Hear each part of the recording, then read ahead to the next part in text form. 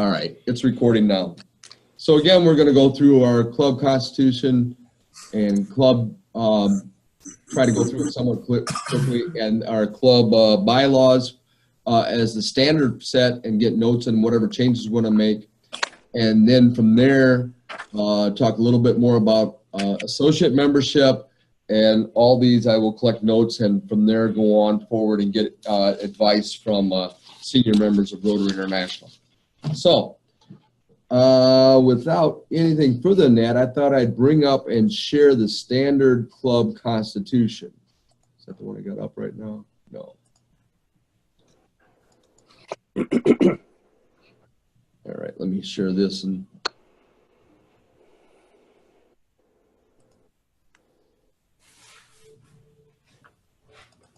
there we go.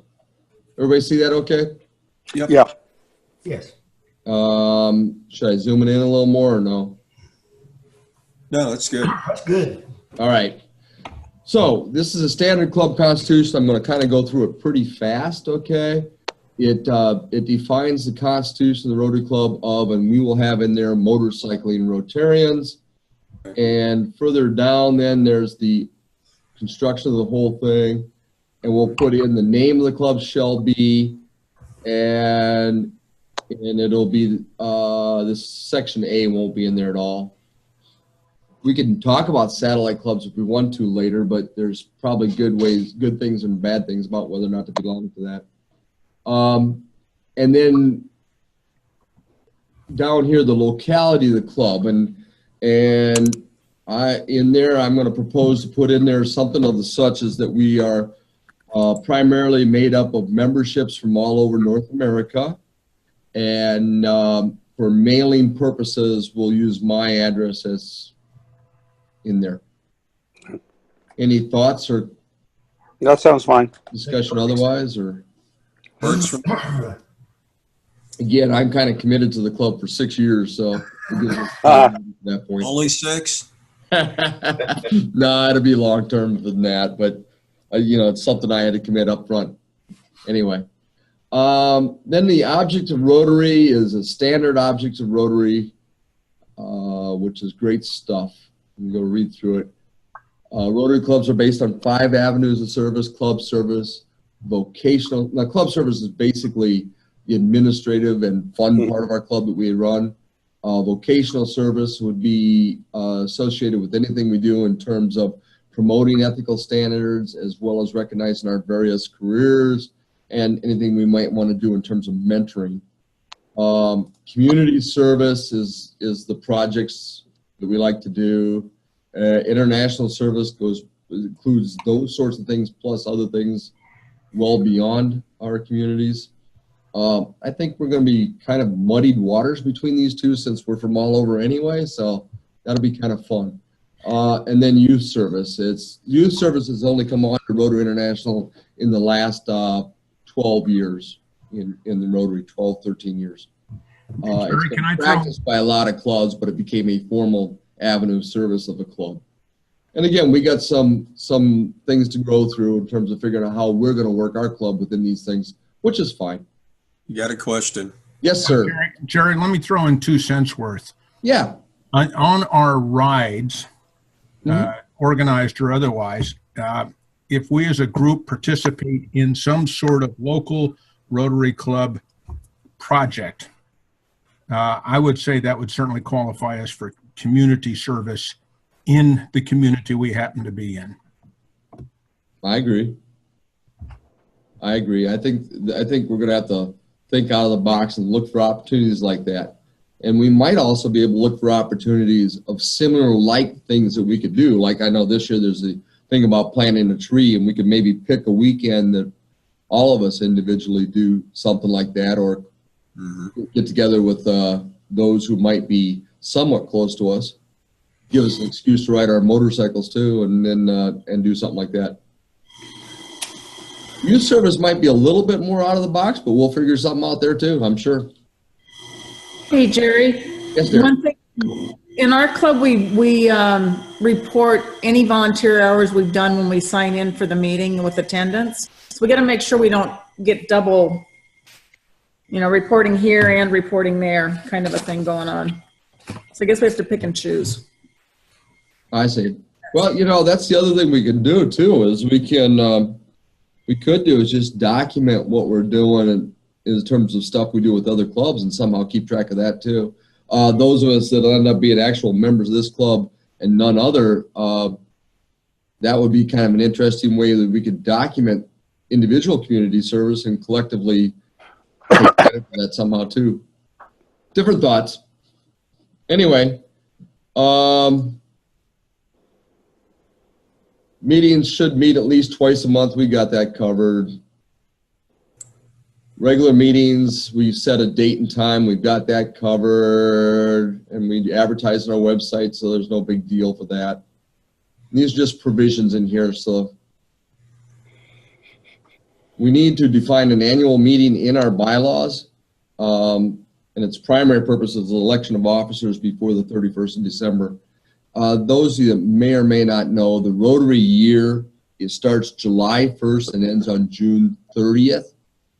And Rotary is very big about training so that nobody's unprepared when it comes to leadership, because we do change out the entire Rotary International leadership from top down or bottom up or whatever every year. And from the continuity point of view, there's some great training structure that's there, but you can't put that in place if you don't elect your officers at least 6 months ahead of time. So December 31st is the no later than, and when we get around to that, we'll put that in our bylaws and how we construct that annual meeting. I'm thinking it might be kind of nice to maybe do that even earlier when weather's somewhat warmer around the world, like September, October, and have an annual meeting associated with a ride. And maybe some percentage of the club could actually go on a ride, and we do something online where everybody's combined with some of us actually in person. So it's a thought anyway. Hey Jerry, let me recommend that at least in the bylaws portion, that whoever our president is can satisfy the pets requirement by attending the pets in their geographic area. Actually, we don't have to put that in bylaws. That's standard. Because like we're going to be part of your district, right? Yeah, but that's a standard thing. Pets for everybody else's effect is one of the requirements to be a president of a Rotary Club is to have attended a training called President-elect Training Seminar. And these are run throughout the entire world. My particular district has one. They run it currently in Kalamazoo. In fact, I will be at it this weekend. And it's a great event. I would love to see every Rotarian go through it at once, but that's not the way it works. But anyway, it's a great event. In setting up our dues structure and everything else, we've budgeted for somebody going to that each year, so we can do that. And you're allowed to go to any pets. It does not have to be the one that's in a particular district. And so shouldn't be a problem with that, but you know what, we can put that in the bylaws if we really want to. Article 9 is important to us because exceptions for provisions on membership. The bylaws may include rules or requirements not in accordance with Article 10, Sections 2 and 4 to 8 of this Constitution. Such rules or requirements shall supersede the rules and requirements of these sections of this Constitution. And that's our opening, I think, for dealing with what we may or may not want to do with associate members. However, at the Rotary International bylaws level, this seems to be a little bit more stringent, but this is our key to be able to work through it. Article 10 has to do with membership. There are, as far as Rotary International goes, there are only 2 types of membership, active and honorary. And then it sets active as defined as Article 5, Section 2 of the Constitution in Rotary International. And it's just qualifications. The honorary is then defined down here. Now there's some interesting spots. We get down in here in 5 and 6. And notice 4 through 8 are covered on differences in this. What's written in here for dual membership is no person shall simultaneously hold active membership in two clubs, basically. You can't be an honorary member and a regular member of your own club, but you can be an honorary member in another club. I happen to be an honorary member in 2 other clubs besides my own club. And then there's a definition of honorary membership down here. And again, we can define beyond this stuff. And it says, et cetera and such. Now, the things that come to issues here is under rights and privileges. Honorary members are exempt for payment of dues, have no vote, not eligible to hold any office in the club. So it basically means you can show up to the club not being a guest, is what that structure says is that is. I do know Rotary International, every time there's a council of legislation, these things all get rewritten every 3 years at the global level. And of course, there's minor changes. But this dual membership thing comes up. And we walk the fine line between these two things. So, and again, when I approached the people at Rotary International, namely Tom and Jennifer, I did talk with a few other people. I think they're going to be willing to let us broach that fine line, but we'll go from there. Got some feedback, guys, going. There we go. Thanks. You know, if you need to ask questions, just pipe in there, but we'll come to this a little bit later. And et cetera. You don't worry about classifications. That's never been an issue. I think there's 50 different ways to define a lawyer. There's 50 different ways to define a tax people. There's 50 different ways to define real estate people. So this classification. 50 ways to leave your lover. Yeah, and there's 50 shades of gray, but whatever. And I got all of them right here. Anyway, so attendance requirements are not a big deal either. These have opened up quite a bit about what constitutes attendance, and it's up to the club about how they control that and what have you. So that's roughly it for the most part. There's directors, the officers of the club. Terms are defined by et cetera, et cetera. Qualifications. There's where it talks about the president-elect training and stuff in here.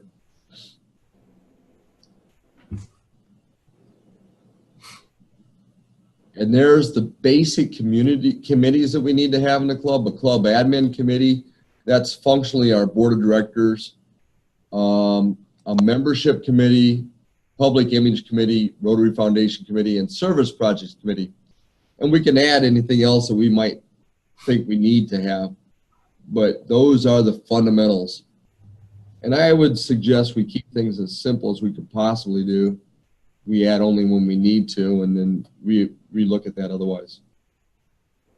So, any questions or such associated with this stuff? What do you think about having a ride safety captain committee? Could be, but again, we deal with that in the bylaws. Well, actually, we deal that with other committees as might be defined by the board of directors at any given time. Got it. That again would be in the bylaws. There really is, nothing in here that we adjust other than the name and the address. It does say our bylaws have to be approved by Rotary International and be within the realm of the Rotary International bylaws. Any questions? I'm just concerned about this business of associate members. It seems that we really need to get that cleaned up somehow. Oh, we'll do that. We'll do that. And I got some suggested ways of dealing with it. And again, that's going to be at the bylaws level. Okay. And I've got to talk to the folks at Rotary International to see what the direction is going to be. Okay. Okay. Yep. I think we should be okay, but we'll go from that. Okay. Just to mind you, before doing all this, this was bounced off of all the past district governors that are associated with our club. So we're all kind of the same mind. We are all of the same mind, I should say. So, okay. Yep.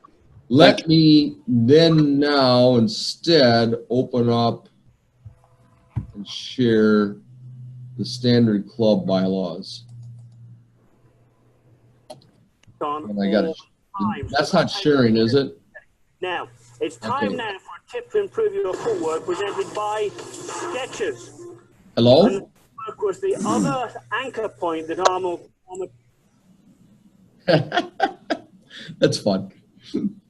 All right, let me share the bylaws screen here. There we go. Now that one I'm probably going to need to, let's see what it does in the second page. Yeah, I'm about to bring that one up wider. Okay, this, now we can change pretty much anything in this with reason, okay? And so this is where we add in our sections. And here's where I think we're going to need to add a specific section as maybe, is there a section on membership or not? Doesn't look like it. You'll add a section on membership and address the members. Now let's thumb through this and then I'll bring that back. So again, we fill in our name and basically anything in here we can change as we need to. These are all only recommendations, okay? And so we can change that, but this also helps us in here with our thing on that. Now we can do is we define the board of directors of the club. And there's definitions in here and we will have to maybe add another definition or we just make it down the line as a subset of honorary member. I think we're going to have a smoother sailing as making our associate member a subset of honorary member with a further definition. We control what we want our quorum to be and how we deal with the board of directors in terms of votes or what have you. So this is a minimum here, and this is what they suggest, whatever. I'm going to suggest something different. I'm going to suggest our board would be the president and a vice president, which is usually going to be the immediate past president, but doesn't have to be. The purpose of the vice president is to step in case something happens to the president. I'm currently the vice governor of our district. If our district governor were to die tomorrow, I would be automatically the governor of our district. Something I really hope never happens. And not just for the death part of it, okay? But this person here, a vice president, is somebody who is set to step in and be the president should the thing happen. Typically, most clubs would define that as part of the immediate past president's job, or some other past president of Rotary. You do not want your president-elect to become vice president. That's something that's become really evident. Basically, you end up screwing the club up for a couple of years when that happens, because the job of a president-elect is just to prepare to lead the club the following year. And you really want them to have that full year to do that and not be shoved into presidency untrained or unable type thing. So the backup plan is the vice president or the immediate past president. A secretary. Secretaries, according to the basics, have to be members of the club. Treasurers do not have to be members of the board of directors. But I think there's a good chance we could, well, I mean, treasurers don't have to be on the board of directors. I think that they should. I think we should also include our president nominee in there. That's the person to be president 2 years out. And then one or two people that are just general members of the club. That's what I think would be good for our board of directors. Y'all can think about that, and there'll be a point in time where maybe I'll put a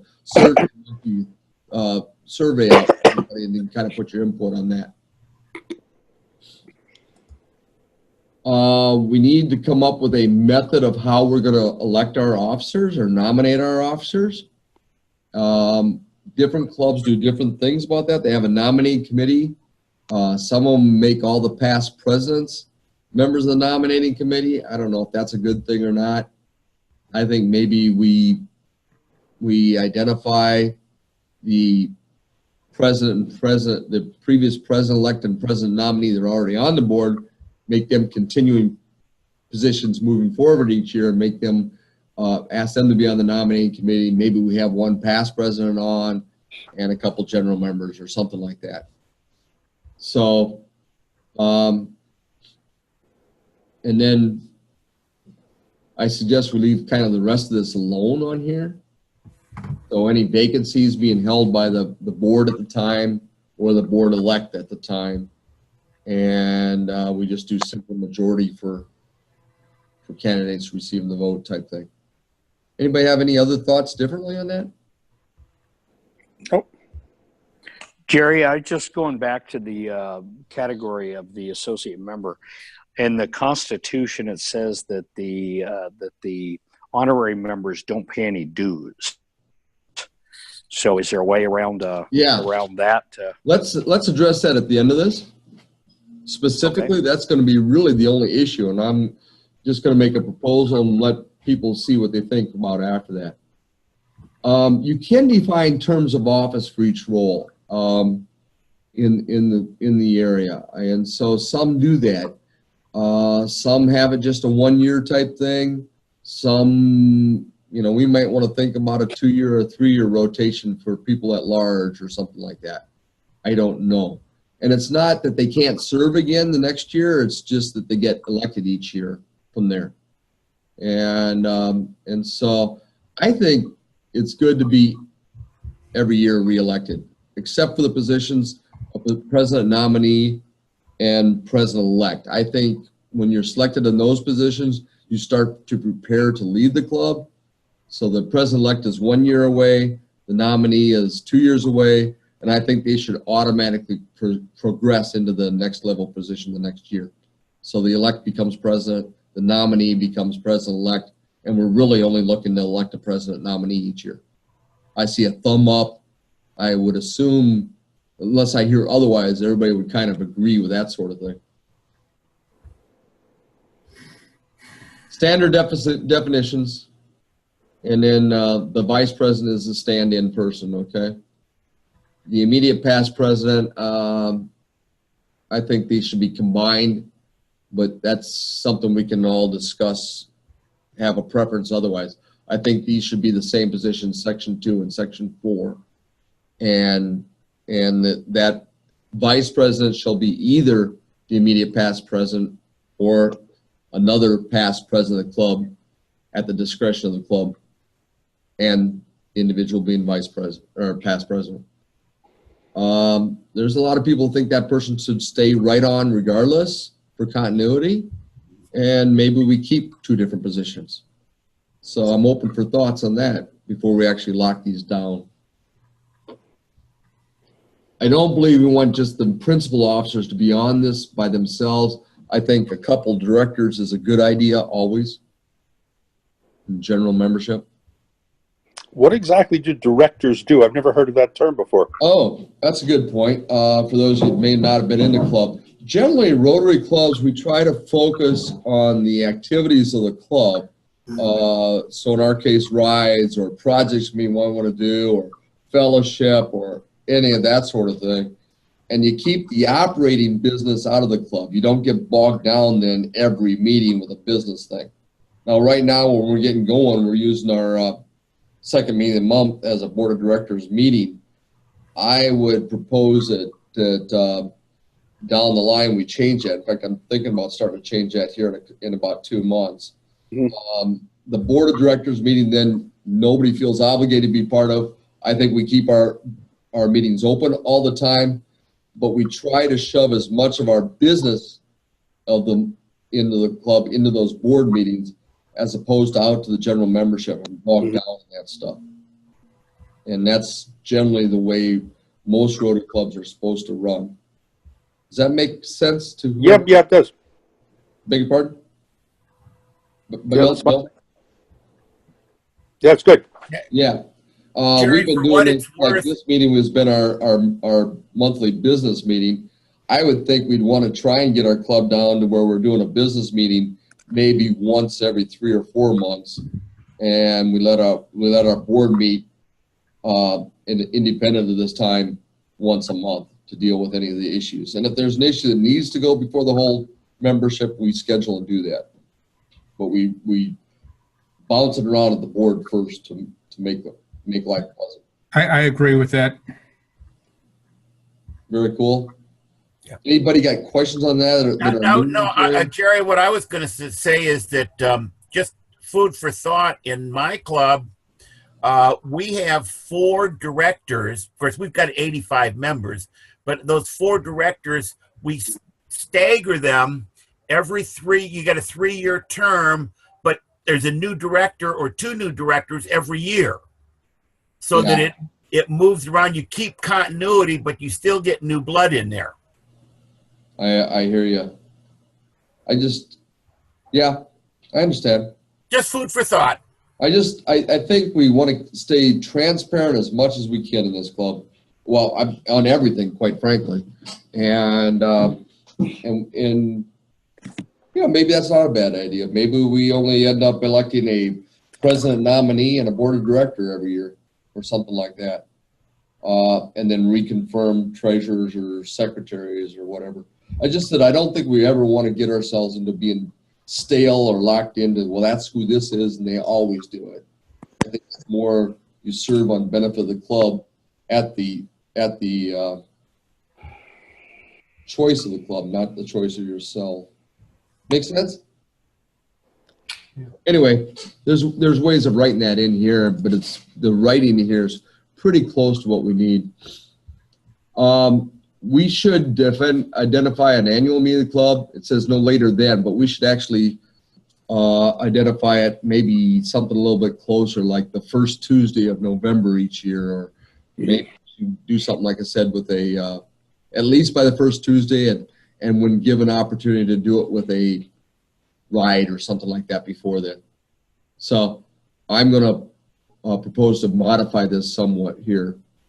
Regular, that's easy to put in here, and that's changeable at any given time, of course. And there's the discretion over the board of directors.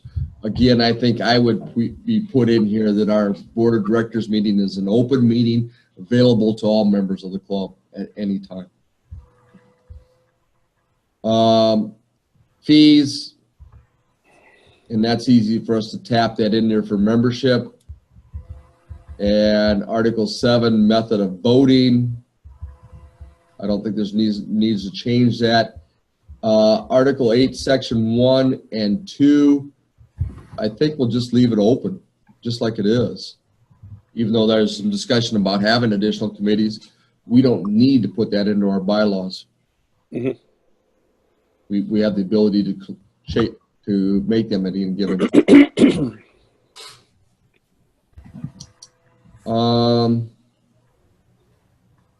Finances, I think what's written in here is pretty good, okay? And right now, our current treasurer, Rory's got great experience with doing this because it's how we ran things before while he was treasurer in our club. So I don't think there's any problem with doing anything associated here. I do think that we should hold ourselves to our foot that we have some sort of audit's not the right word, but a review at the end of each year of how things were done on an annual statement. That's item section 5. And that in section 1 that the board approve a budget for the year with the approval of the club. So this is standard fiscal year here. This talks about method of electing the members. As we get, I mean, things when you're putting a club together are different, but this is kind of important that we follow whatever we put in here. What's recommended in here is a pretty good idea, but we can adjust that as need be.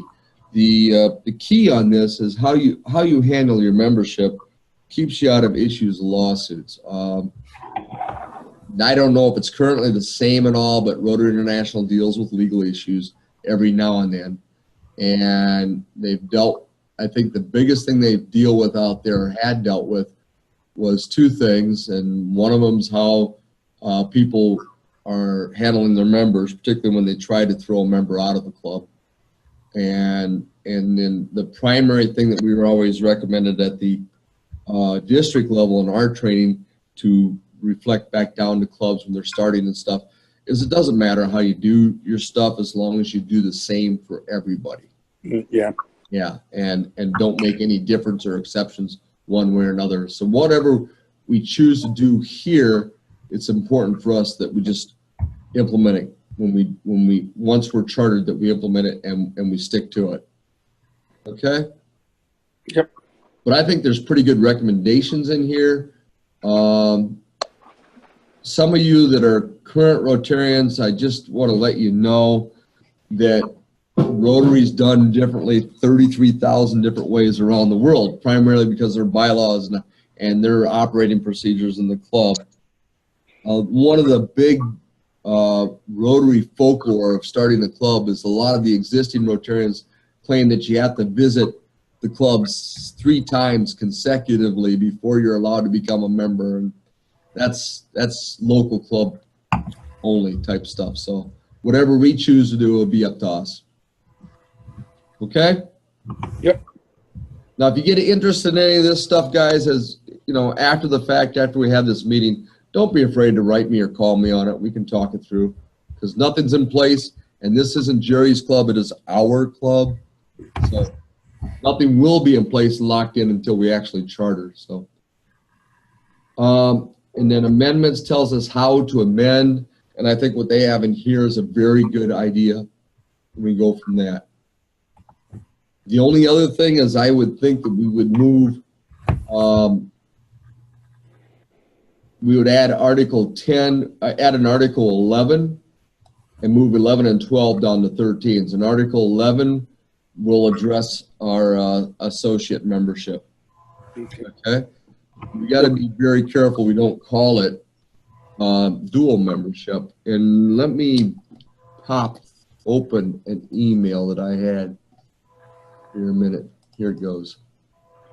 So, if you know, Rotary International is dicey about this. They define honorary member, and they define them that they don't pay dues, they don't do whatever. Part of the issues of dual membership at Rotary International of concern is double counting of a lot of different things. Okay, including their inability to manage that sort of thing at that level. It gets brought up every council of legislation about doing dual membership. It's being done somewhat in a few places. I gave you the example of the snowbirding type thing. It goes on. Snowbird is people that live up here up north and go for the winter, and they participate very heavily in a club in the south and such. And so, you know, those sorts of things are being done. And there is no Rotary police unless you bring the issue up to them. Then all of a sudden there's Rotary police, but what have you. We are going to have to address it somehow in our bylaws. And at that point in time, we want to do it in a manner which is important. I think there's also concerns about railroading the club based on another club, or other things like that too, when it comes to dual membership. And I don't know how to define railroading, but maybe forcing issues that shouldn't be forced on the distinctly different clubs, you know? And I can understand some of that. So here's what I'm thinking right now, is that we identify our associate members as a subset of honorary members. Okay? And then we put it in our bylaws, something like, and something that makes it appealing, I think, at the Rotary International level. Is Jerry. Yes. I've got an opinion about that. I think you should classify your honorary members or associate members as visiting Rotarians or something like that, and refer to snowbirds and sunbirds and say, this will be like that. And any contributions that they make to the treasury of the club will be considered as donations. That way you're not charging dues. Anybody that's going to go the trouble to be a member of this club is going to participate financially, I think, if they're good Rotarians. Well, I agree that's a way we could handle this, and maybe that's a fallback way. I'd like to push it, provided the club's behind and let me to do that, because we have the ear of a couple of past RI vice presidents that really want us to move forward doing this sort of thing. Well, we just don't need to let anybody tell us. We can go the volunteer route, which I think would be great as well. Okay. Yeah, let's get through this a little bit and let's come back and address that some more, because I think that's an important issue. Actually, I could share my email here, maybe. Let me do that. Let me stop sharing this and let me share this part here.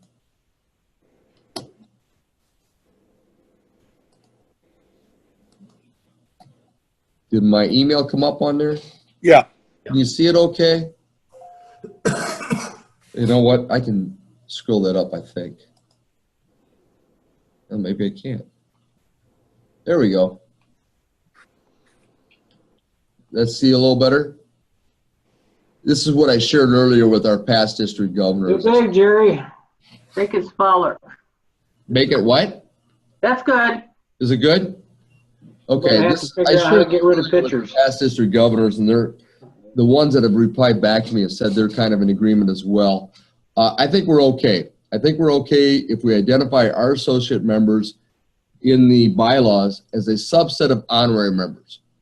That way they're reported to Rotary International as an honorary member. They don't have to deal with anything more of it than that at their level. So that's a plus. And then in our bylaws, I think we start out the section, in the formulation of this club, it's recognized that many existing Rotarians might be tempted to leave their own local regular club to participate in this new club. The club's specific membership category of associate member has been established as a subset of honorary membership within the club to address this or something like that. And I think that's appealing at the RI level, which would help us with this. I think that their selection of the process will be a similar process. We will have to write it up in terms of method of electing members. And I think we'd want to keep it that way so that once they're selected as an associate member, that they always have an immediate option at their own accord to turn into a regular member, provided they are an associate member in good standing in our club and a regular member in good standing in the club that they're transferring to. They're reported to Rotary International as honorary members. Then we address a reduced fee structure, and then we identify the benefits and privilege of belonging to the club. I think, though, because of what I'm reading right now, that they couldn't be voting members of the board of directors, which means they couldn't be the president or a voting member of the board of directors. I think they could participate as secretary or treasurer serving the club, but they could not vote at the board level. Right. I would want to extend voting to them at the club level entirely. Now, after we've had input from you guys, I'm really interested in your input as well. I intend to call Tom Thorperson and continue this discussion with his guidance, because that gives us a lot of, if he's on board, then we actually go to committee to have our bylaws approved when that time comes. That it should be a smooth sailing thing. So that's kind of what I thought we could do. If that doesn't work, then we can make the position, identify it, and do the voluntary thing like Mike's suggestion. That was a thought I had as well, which I think would be fine. And then what we do then is what we could do is, before we have a voting on anything that's important for the club as a whole, we have a separate vote by our associate members so that the regular members could consider their input prior to the regular members voting. That's a way of doing some things as well. It's more complicated, but it gets everybody's value, I guess. Thoughts? Mike, you got more on that? I like the idea about keeping the board of directors small. You know, you always have a limited participation in leadership in the club, and you don't want to have a board that's got 10 members in a 20-member club and have 4 members show up and you can't do anything. Yeah, I agree with that. But I do think we need to keep our meetings open and anybody can show up to Absolutely. be there. Absolutely. But I agree with keeping it small, yeah. How does the Snowbirds handle it?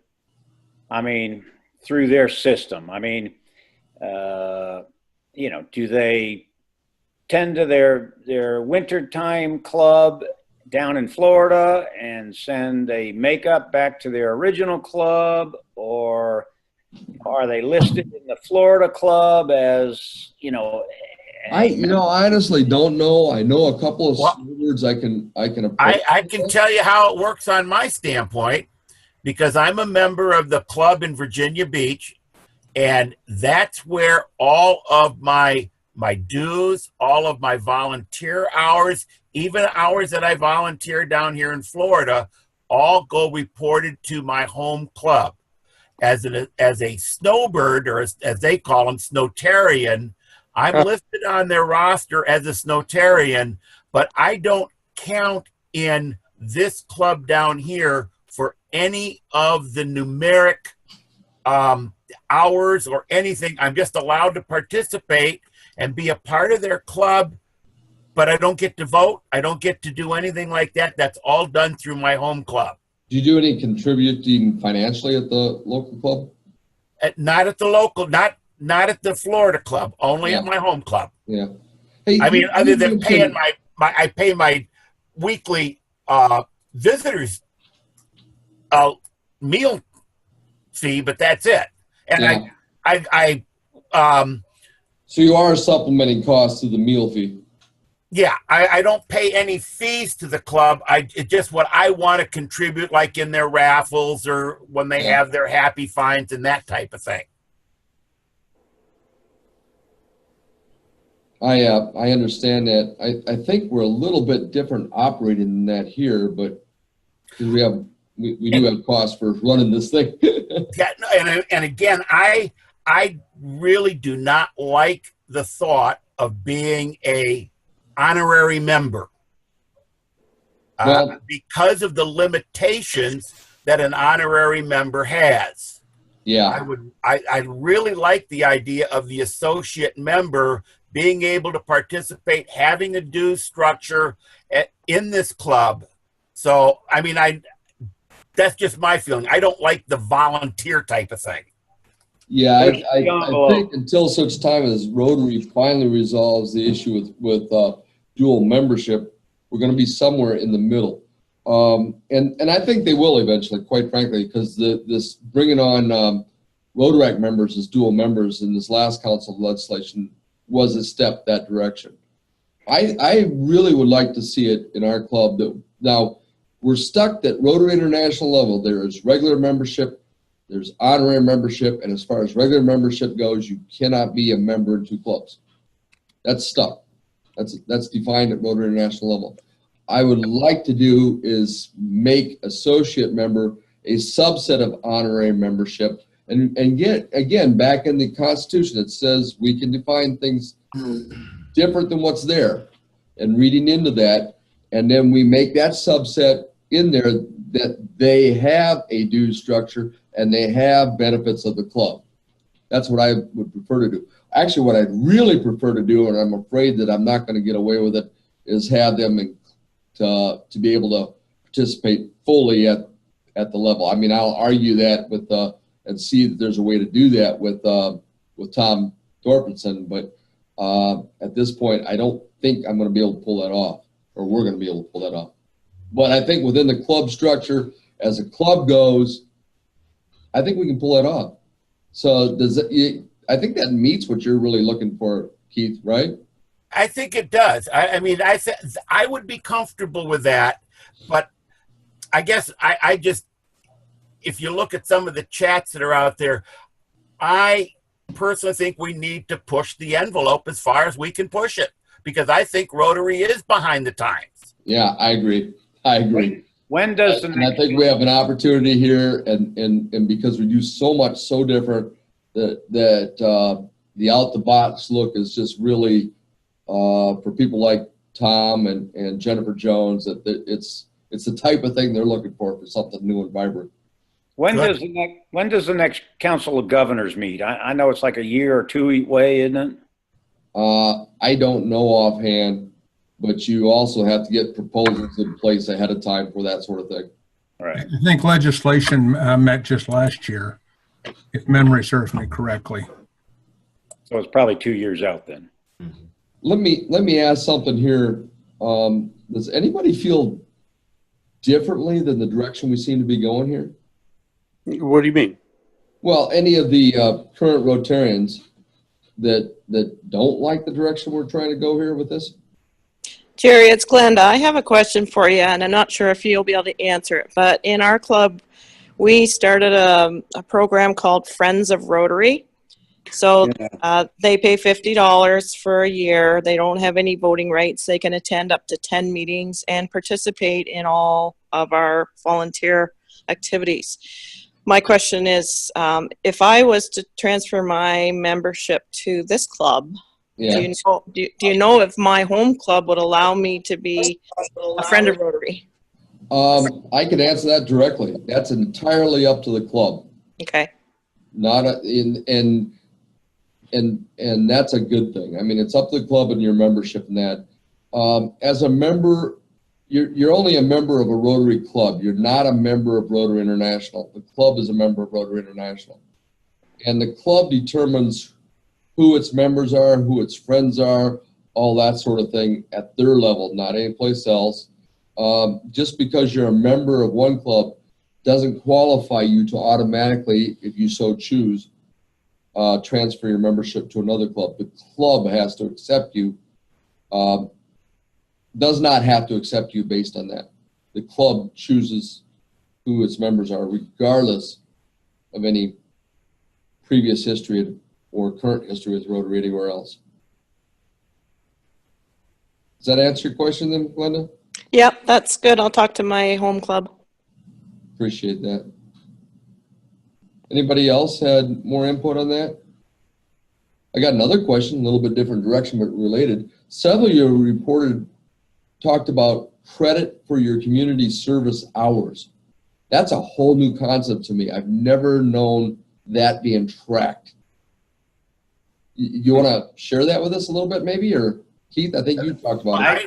I can know in both my home club, Rotary Club of Hampton Roads, and my Snowtarian club, the Sarasota Sunrise, they, on a weekly basis, ask you, did you do any volunteer hours? Have you contributed? I mean, is there any projects that we're working on for Rotary? And they track that. My understanding was that it was being reported to RI. Nah. It is. No, it is. It's now, can I address that? reported in Rotary Club Central. Hold on. Too many people at once. Terry, go ahead. A new facet of Rotary.org came out to capture projects and the hours and the man hours and the money that was involved in that project for every club within every district. You know, and so if I go and for the motorcycling fellowship, I go and plant a tree this year, I can report that back through the motorcycling fellowship saying, hey, Terry spent 5 hours on this project and he contributed $15 to buy a tree, whatever. I understand that now. And, you know, actually I do know more as well. The goal is not necessarily that you got to hit certain minimums or anything like that. What has happened at the Rotary International level and at the club reporting level is try to capture that. It's not necessarily mandatory. Districts are implementing that mandatory stuff a little bit more, and there's more pressure to do so. They want to capture the volunteer hours. New type thing. It's a thing that's out there for the benefit of going after bigger dollars to support Rotary International. It's very difficult to get money from something like Gates Foundation. Now, Bill's so tied into us, that's a non-issue, but there's other big foundations out there as well. And they want to know, like to report how well their added monies do things and what the benefit is to the world and that sort of thing. And so that's a big deal of having those type of dollars known as to how big of an impact we're truly making. And that's the emphasis that's going on. Now I understand a little better. So your club is, those of you who are saying that, they've done some sort of implementation of tracking those things. Yeah, I understand now. Yeah, we track Rotary and non-Rotary volunteer hours in my club. Yeah, I would think that would be, I had thought that was something that we'd really want to do in our club, because I think it's a great way to advertise out for more membership and, you know, a way to describe who we are beyond just a social club that meets online. I'll just make a point that my other club really wasn't interested if it wasn't Rotary hours. Wasn't interested if it wasn't Rotary hours? Correct. Yeah, I do some volunteer work for like a child abuse or abused children shelter. They didn't care, so. That's up to the club itself. I think we're going to have to be more lenient's not the right word, but I think we want to be more inclusive, particularly since it's spread out as we are. Jim, is that part of the reason you're here? I said, is that part of the reason that you are here? No, really, the reason I'm here is because it's motorcycles. I've got a suggestion. Linda, couldn't we have a page for service on the web, our website, where a individual member could just log his service in as he does it? Linda, you're muted, dear. Maybe. I just have to play with it a little bit and see if it's actually possible in Club Runner. It might be something on a different page. Linda, I'm buried this week, Linda, but maybe you and I'll get on together, because I had to address this for the membership application section of the IFMR NA site. So there might be some way to do data capturing like that. Okay. Linda, the competing software DACDB has started it. It feeds up to Rotary. Well, we can just force Club Runner to do it too. I think it's coming in Club Runner. I just haven't seen it yet. Do you say it's an automatic feed, Terry? It's not open yet. It will be probably within the next 6 months to feed to Rotary.org. And I'm sure Club Runner's working on it. Club Runner's doing the same. I will actually see some of the owners of Club Runner this weekend, and I'll try to remember to ask them about that. Okay, give me a couple of options for next week. Next week's pretty open. All right. We'll be done. You wanted to talk with me on something too, so.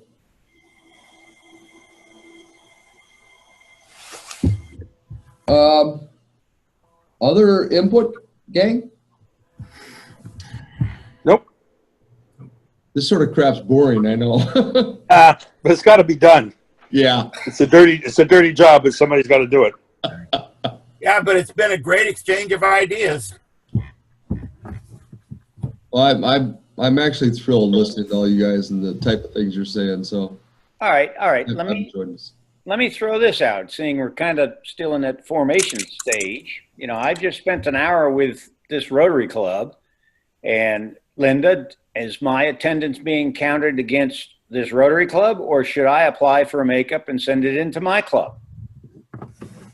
Yeah, that's a good question. Who was just talking?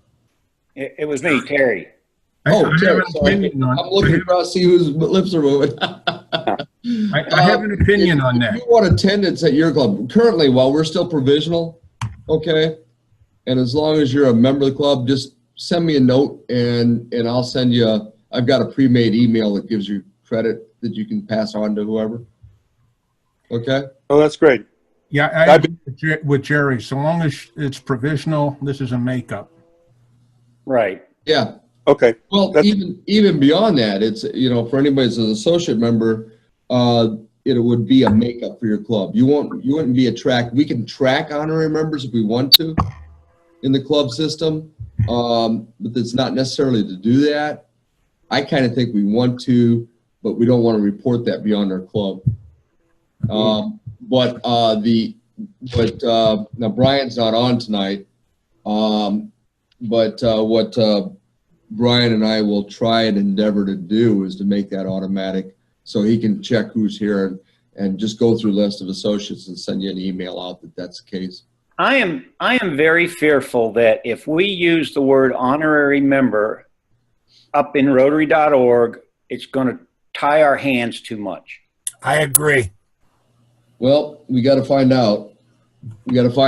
But at this point in time, we don't want stuff to go out of our website or anything else to Rotary International where your name and number pops up in two clubs. Okay. And so we'll figure it out and go from there. I wanted to make sure we're on the same board before I started tracking some of that stuff down. All right.